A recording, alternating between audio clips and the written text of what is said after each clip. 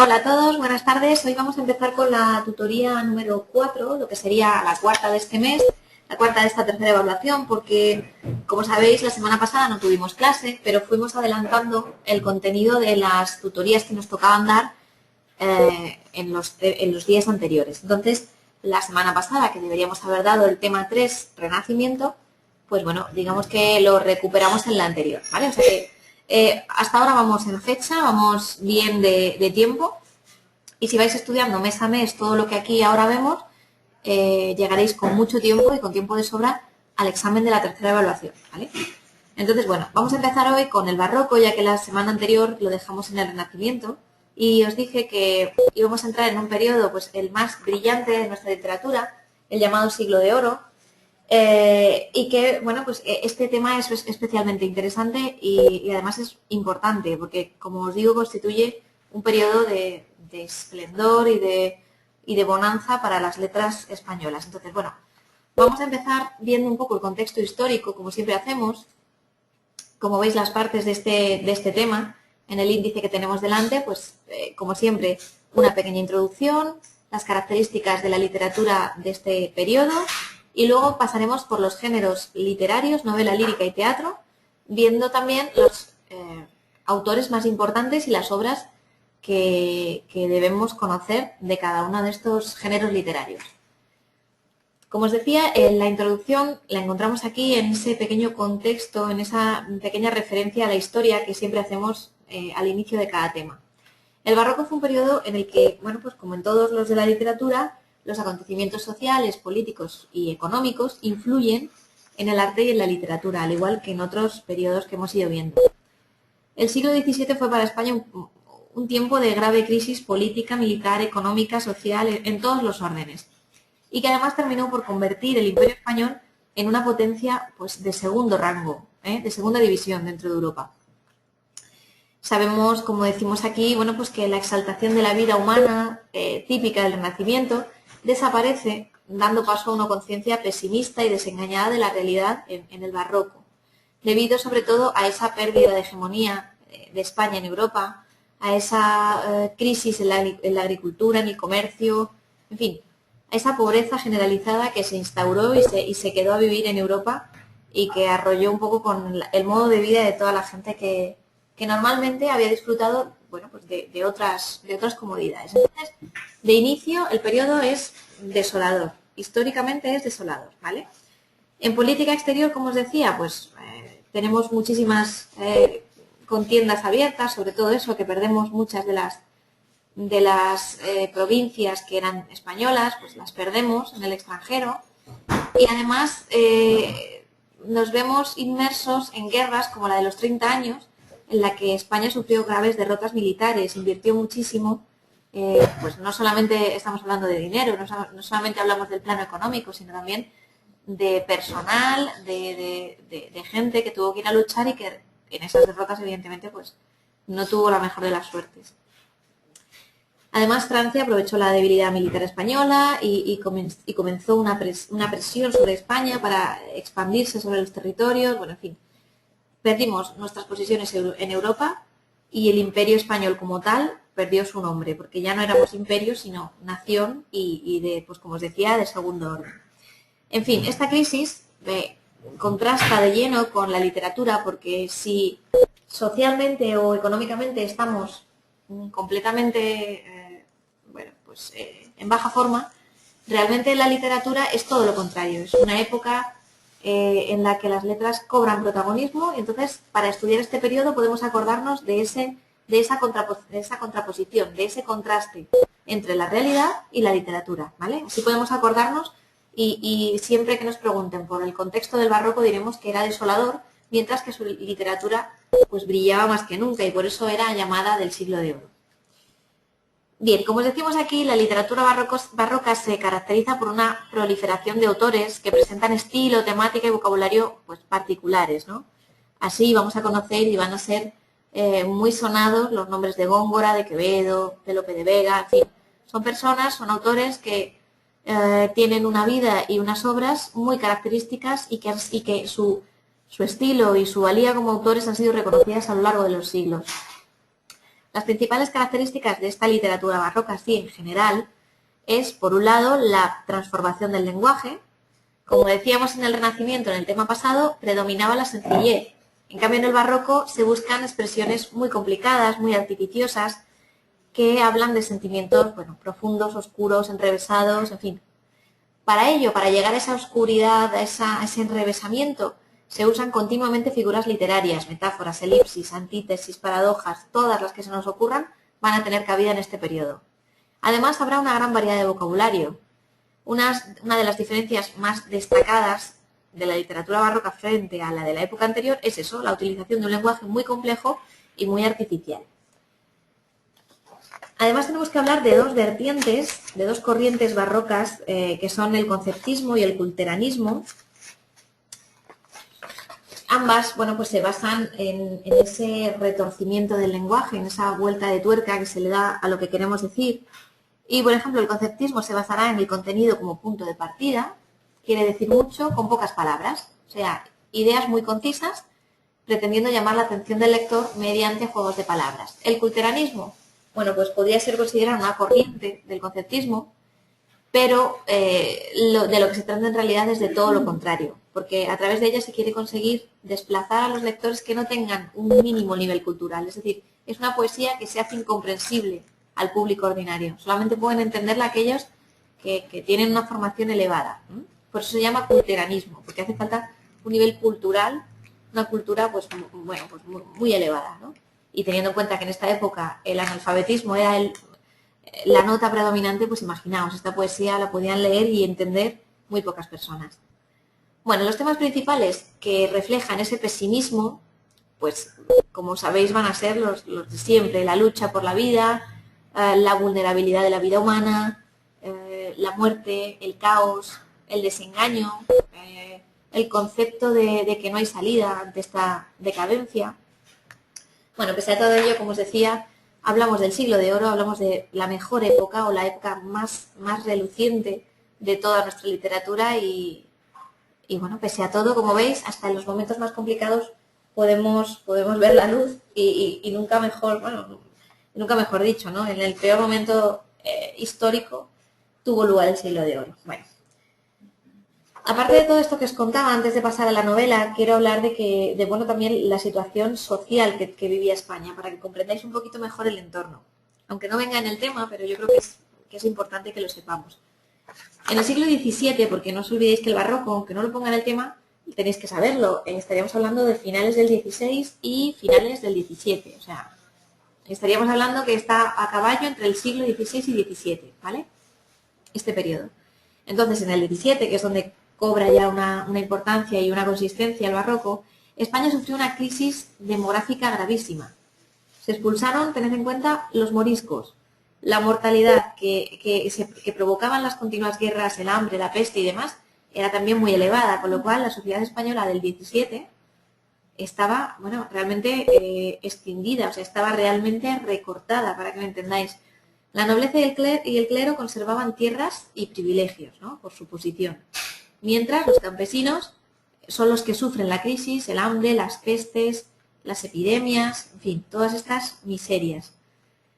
Además, muchos de los hombres o de los campesinos tienen que salir a luchar en los numerosos frentes que teníamos abiertos como nación. Entonces, como resultado, pues como os decía, una grave crisis demográfica, pero muy grave, ¿eh? De verdad que se habla de cifras muy elevadas en estos años. Además, el conservadurismo social estaba muy arraigado y dificultaba mucho el paso de un estamento a otro. El que era campesino moría campesino y el noble seguía reinando y seguía teniendo sus pertenencias, sus posesiones, su patrimonio, pese a toda la crisis que había en el exterior. Entonces, bueno, pues de ahí también viene ese sentimiento trágico, ¿no? El no poder salir, el que no hay salida, que os decía antes. El no poder salir de esa situación porque las barreras entre las clases sociales eran muy altas. Entonces, uno se resignaba a sufrir lo que le había tocado en suerte.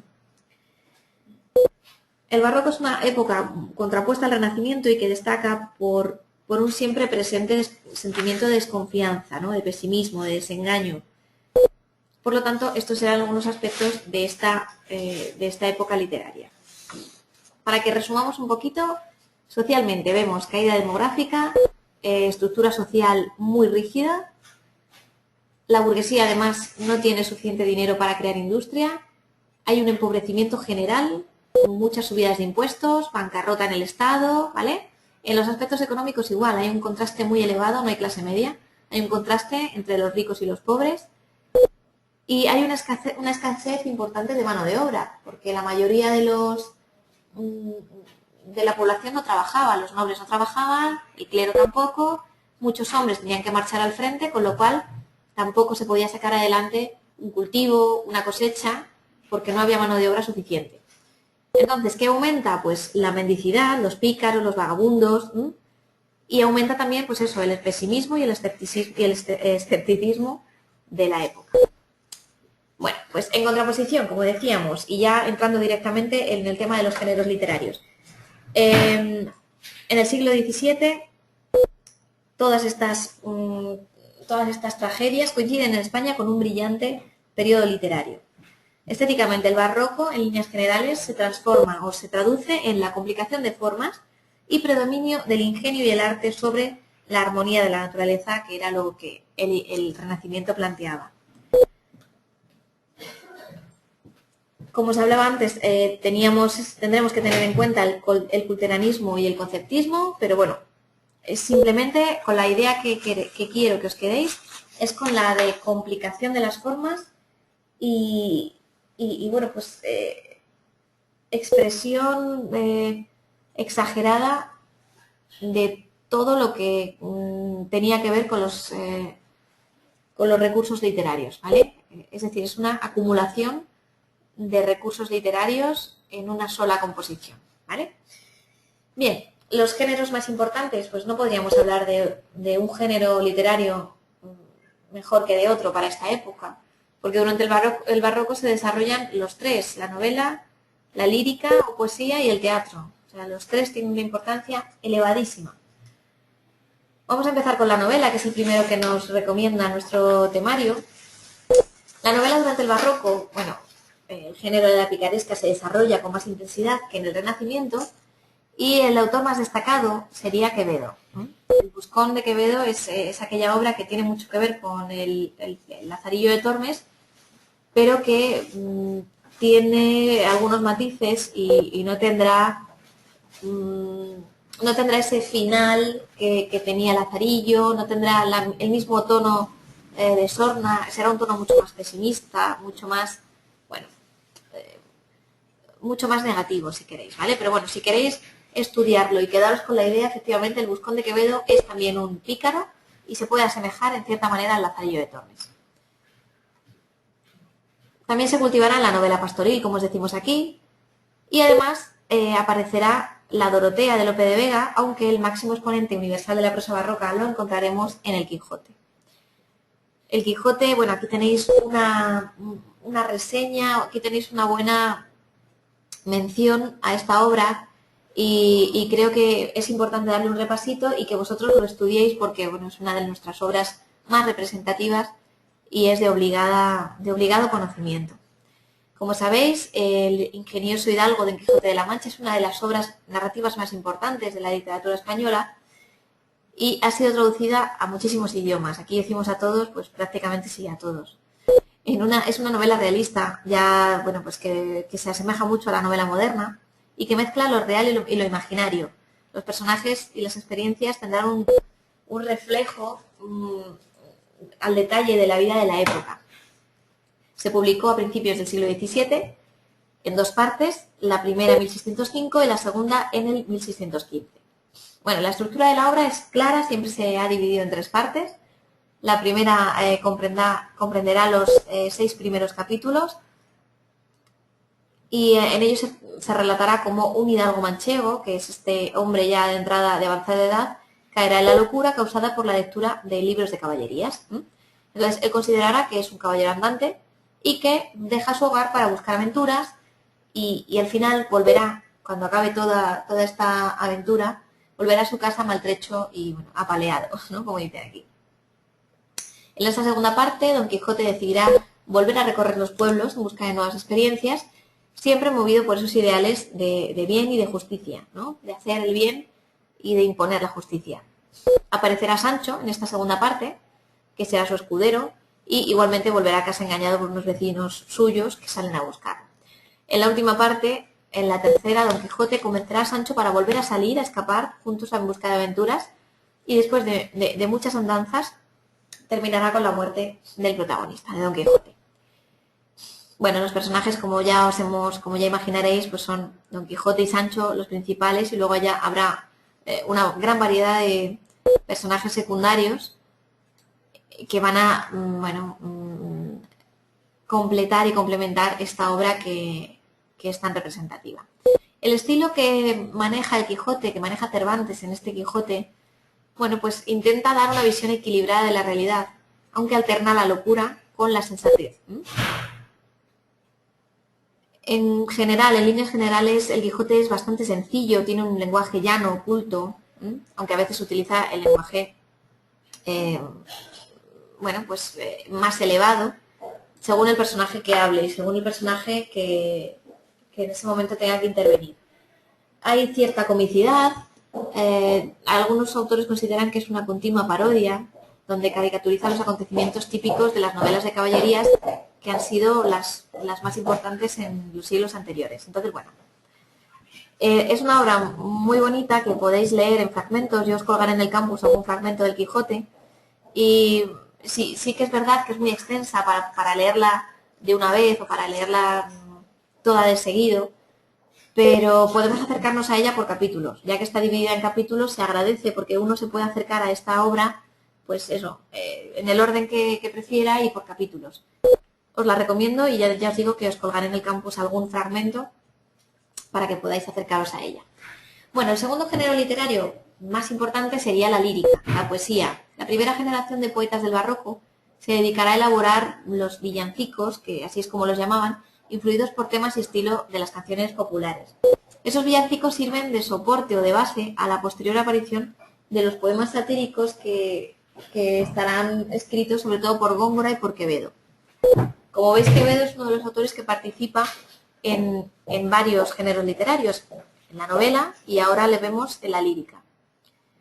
Es muy frecuente observar cómo muchos poetas expresan los propios sentimientos y las propias vivencias a través de personajes imaginarios como caballeros, moros, pastores, lo que da lugar a un nuevo tipo de lírica que se llama romancero nuevo.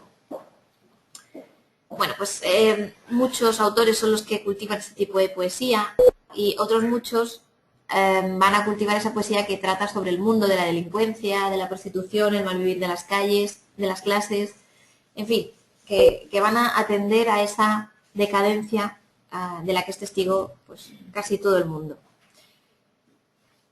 Como os decía, dos de los autores más importantes en la lírica son Góngora y Quevedo. Además están enfrentados, tienen un enfrentamiento, ¿cómo deciros? Muy grave entre ambos, ¿no? Eran dos personas que no podían ni verse en su día a día. Ambos eran poetas muy ilustres, pero entre ellos no tenían ningún contacto y es más, si lo tenían era para mal. O sea que, imaginaos, ¿no? Era como una competición. Y además uno se posicionaba, uno era o gomborista o quevedista, no había término medio. Bueno, pues vamos a empezar con Góngora, que era un cordobés, un hombre seco, según dicen, orgulloso, muy seguro de sí mismo, muy inteligente, y de sus obras se desprende ese carácter seco, orgulloso y también ese carácter contradictorio. Por un lado se siente conformista frente a un mundo idealizado y por otro inconformista, ¿no? Porque se burla y satiriza las más diversas circunstancias. Bien, a lo largo de toda la trayectoria poética de este autor, de Góngora, se pueden observar dos etapas. Dicen que en la primera se conjuga el conceptismo y después se va hacia un cierto culteranismo. Bueno, yo os digo que no hace falta que delimitemos el contenido o las etapas literarias por las que pasa Góngora, pero sí me gustaría que supierais que cultivó ambas, que tuvo participación en ambas, ¿vale? De hecho, muchos de los poemas de Góngora, como os destacamos aquí, son de difícil comprensión, debido a que utiliza muchos recursos literarios del culteranismo. Con ello lo que el autor pretende es eso, lo que decíamos antes, reservar esa obra para un grupo muy reducido de lectores que tienen un nivel de cultura muy elevado. Así lo que hace es distanciarse del resto de poetas y escribir solamente para la élite. Bueno, vamos a seguir adelante. Aquí os hablamos de la métrica que utiliza Góngora. Bueno, pues está bien que lo leáis, que lo tengáis en cuenta, pero sobre todo me interesa que veáis su obra, que veáis qué escribió Góngora y qué es lo que más, qué es lo que más le caracteriza. Por ejemplo, la poesía satírica y burlesca es muy característica de este autor, porque está muy decepcionado, siente un profundo desengaño por lo que considera los valores de la sociedad, entonces satiriza y caricaturiza todo ello, ¿vale? No está conforme en absoluto con muchos de los aspectos sociales y por eso los eleva al ridículo. Son frecuentes, como decimos aquí, sus sátiras y burlas contra la corte y la nobleza. Aquí os dejamos algunos ejemplos de sus composiciones. También escribió poesía amorosa en su juventud, sobre todo. Cultivó los temas del amor no correspondido y el anhelo de amar. Conforme va madurando se produce un giro en su poesía amorosa y lo que hace es hablar del desengaño amoroso. ¿Veis? Inicia su etapa con mucha ilusión, digamos, y después acaba desengañado y hablando de temas mucho menos alegres, ¿vale? Os dejamos aquí también un ejemplo. Y luego hablamos también de esa poesía grave, ese tercer tipo de poesía en el que aparecen los temas morales y religiosos. Ese sería o correspondería al tipo de poesía más complicado, más culteranista de toda su composición o su obra, ¿vale? Quevedo, el archienemigo de Góngora, es madrileño y es uno de los escritores como el anterior más importantes de la época. Es un hombre muy culto y que cultiva los más diversos géneros. También tiene un espíritu contradictorio, por un lado desconsuelo, por otro lado burla, y tiene, según dicen, una personalidad muy atormentada que refleja la crisis que España sufrió durante el Barroco. La producción literaria de Quevedo incluye relatos satíricos, narraciones históricas y poemas amorosos y metafísicos. Bueno, pues podríamos decir que a lo mejor Quevedo tuvo una producción más prolífica, que cultivó la prosa, la sátira, la prosa filosófica, la de carácter político. Sobre todo nos fijaremos en los sueños. Los sueños de Quevedo son una de las obras más importantes de toda su composición. Dentro de la poesía, pues sobre todo el Parnaso español y las Tres Musas son las principales obras que él cultivó. Y después, dentro de los poemas metafísicos, morales y religiosos, bueno, pues hablará de diversos temas, de la brevedad de la vida, de su miedo a morir, en fin, de temas que preocupan dentro de su temor por la muerte, de su fe cristiana. Y además, por contra, adoptará una actitud moralista en muchos de sus poemas, una actitud crítica y una actitud que será muy diferente a esos poemas satíricos que escribió antes, ¿vale? Aquí tenéis algunos ejemplos que es importante que leáis. Dentro de los poemas amorosos, Quevedo empezará con tópicos del petrarquismo, igual que Góngora, y más tarde transformará. Expondrá el amor como aquello que da sentido a la vida, por un lado, y por otro expresará la angustia que produce el amor y la imposibilidad de amar. O sea, como os decimos, son poetas de contrarios, de extremos, y eso es el barroco, una literatura de extremos, no hay un término medio. Igual que en su plano histórico decíamos que no había clase media, que había pobreza o riqueza, pues esto es igual. O hay una poesía muy enrevesada o muy sencilla, o en los temas, ¿no? O hay un amor incondicional que da sentido a la vida, o hay un sentimiento de imposibilidad de amar. Como veis, es una época de opuestos y de contrarios. Por último, los poemas satíricos y burlescos, pues tratarán de burlarse de la realidad de la forma más exagerada posible. Aquí vemos que está el poema tan famoso acerca de la nariz, ¿vale?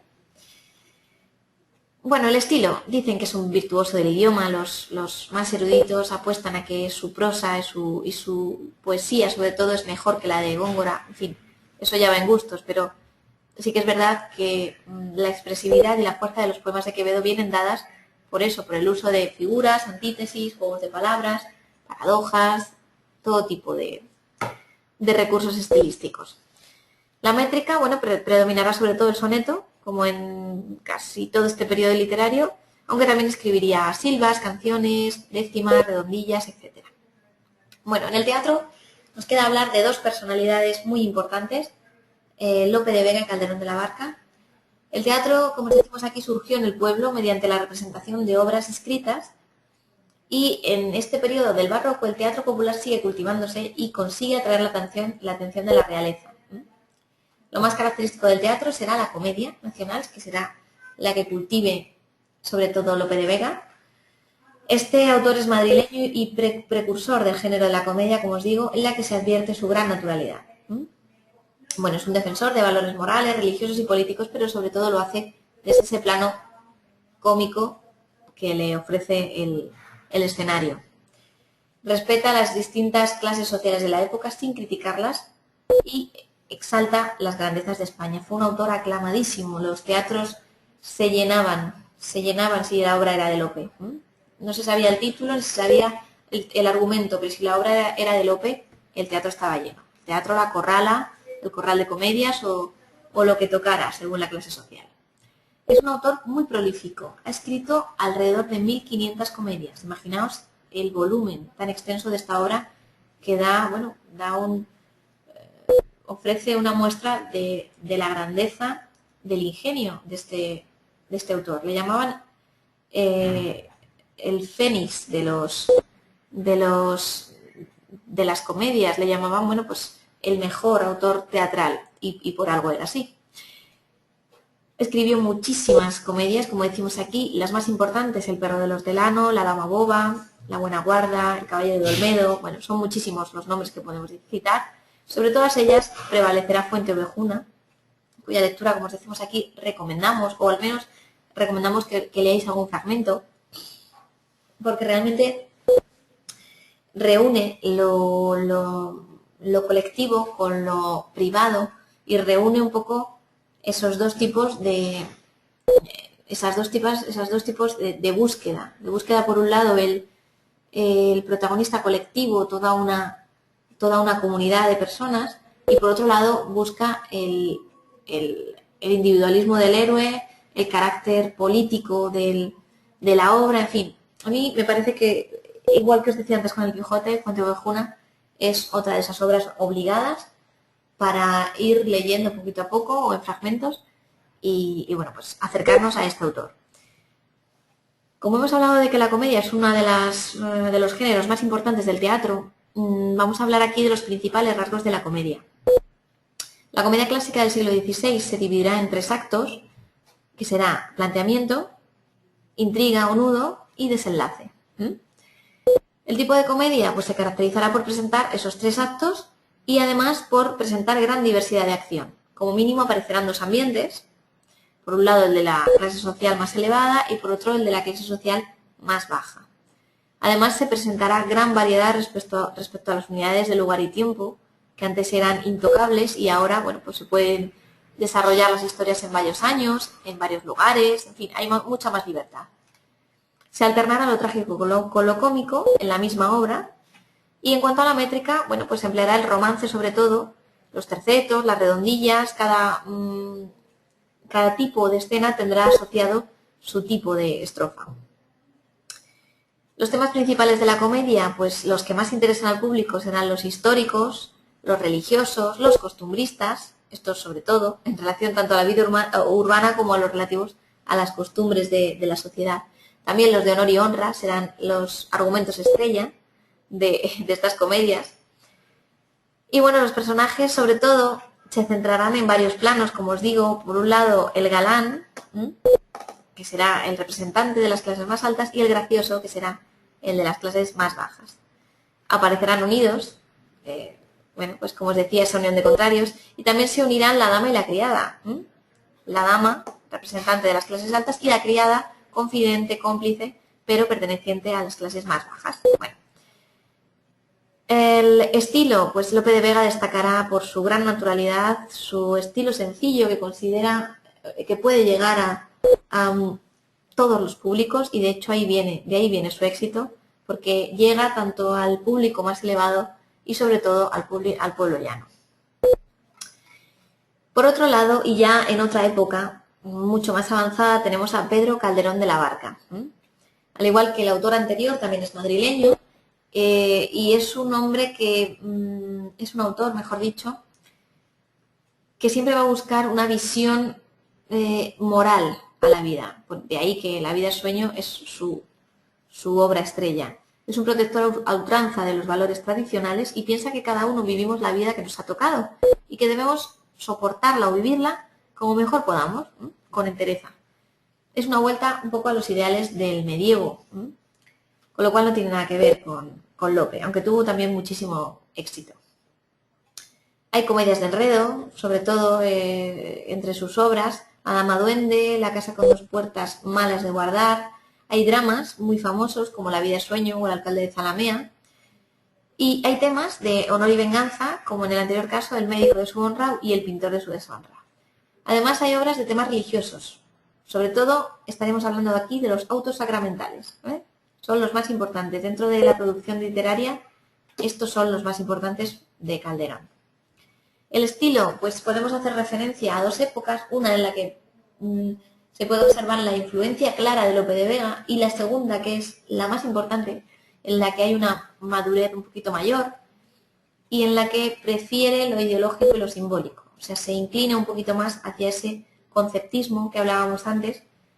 Entonces, claro, la comedia que va a perder esa espontaneidad típica de Lope de Vega será mucho más meditada, mucho más reflexiva y un poquito más inalcanzable al pueblo llano. Por eso no fue un autor que triunfó a los niveles de Lope, porque se escondía un poco, se escondían las ideas un poco en ese rebuscamiento. Entonces, al final el que llegó al pueblo llano fue Lope de Vega. Bien, vamos a seguir, por último, revisando los ejercicios de autoevaluación. Como sabéis, son muy importantes y ya conocéis cuál es mi postura en cuanto a esto. Es importantísimo que los realicemos, que los leamos. Son, como en este caso, las 9 primeras preguntas tipo test y las siguientes, pues hay varias de desarrollo y alguna como esta de verdadero o falso. El examen sabéis que es de este tipo también. Intentamos aunar diferentes tipos de preguntas. Entonces, como siempre os digo, aunque me repita, creo que es importante, os recomiendo que intentéis hacer estos ejercicios, memoricéis el tema y reviséis lo que aquí os preguntan, porque, como siempre os digo, el examen se confecciona a partir de estos ejercicios, ¿vale? Bueno, pues un tema fácil, bonito, interesante y que termina en este punto. Espero que lo repaséis, que lo leáis, que hagáis vuestros esquemas, para que así el siguiente día podamos empezar con la ilustración la próxima semana, el día 9, y así podamos ya casi terminar con nuestro recorrido por este periodo literario, ¿vale?